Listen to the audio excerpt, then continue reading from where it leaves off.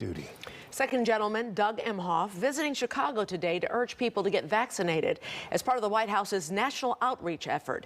WGN's Tanya Francisco is now here with that story. Hi, Tanya. Hey there, Micah. People who knew from day one that they wanted to get vaccinated have already gotten their shots. Now the focus is on people who are on the fence or who have not been convinced.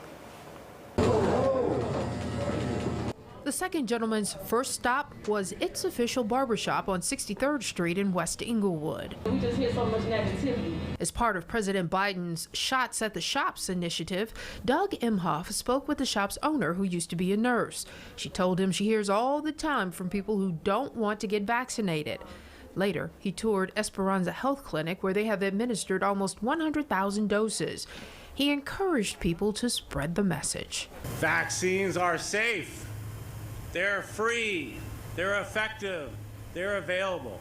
Other Biden administration officials have been traveling the country trying to convince Americans to roll up their sleeves. These vaccines, they save lives.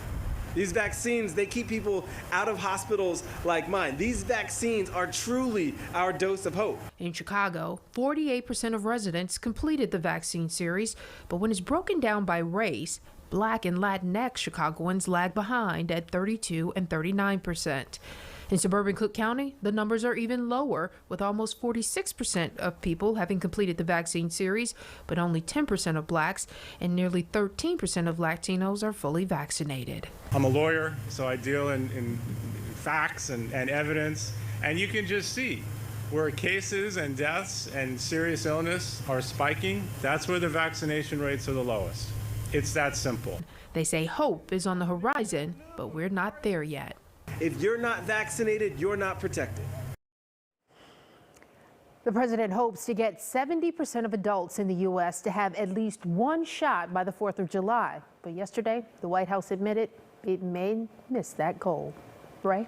All right, Tanya, thank you. Families are still picking up the pieces in Woodridge tonight.